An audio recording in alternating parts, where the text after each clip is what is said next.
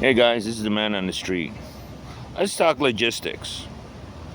Let's talk about Canadians' dominance when we're talking about our convenience to say, are we aiding and abetting or are we helping allied forces or helping train people to defend their borders?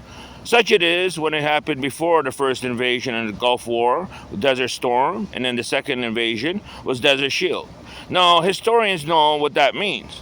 But when we're talking about Ukraine, and about maybe Canadians teaching them their idea about the doctrine about self-defense and ability to use their weaponry with assistance. But now it's conflicted with Israel's stance with the U.S. It's the same argument Ukraine's having.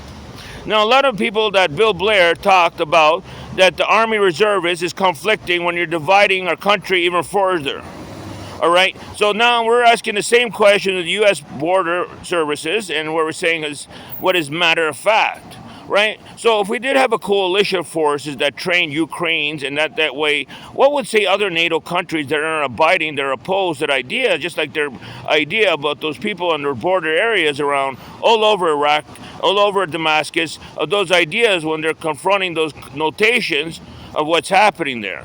But the degree of that separation is when Trudeau himself uses rhetoric to disenfranchise countries like Turkey, Iran, and so forth. Like, these are powerful nations to know what they're meaning, to say to abide by peace, and what they say about American hostilities. Now, you have people in that idea to say, how far is America from the Mediterranean Sea? It's a boatload and anchors away.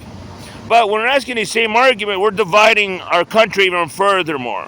For example, when we were talking about those coalition forces in Desert Shield, with them coming to take aggravated circumstances to abide all those religious statehoods. For example, we know in Kurdistan or Kurdish country land with that oil-rich fields to make deals with Turkey and Armenia, and everything was going fine until the U.S. overstayed their welcome.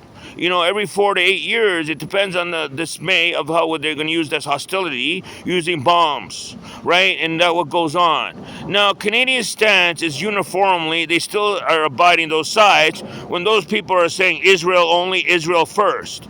Now the change of tune is the same thing what Gaddafi said to Benghazi, and Netanyahu knew that a year before the uprising and what led up to many, many altercations. Now, to stand on the right side of history is most pertinent when you're asking about Canada dividing us, because, you know, we have apparently 700,000 NATO-obligated people who left Ukraine to come live here. So when I'm going to get on my articles, it shouldn't have mattered if I have my pharmaceuticals or if U.S. supports Israel or not. What matters most is those regions that are stipulating that aren't the worlds away. This is the man on the street.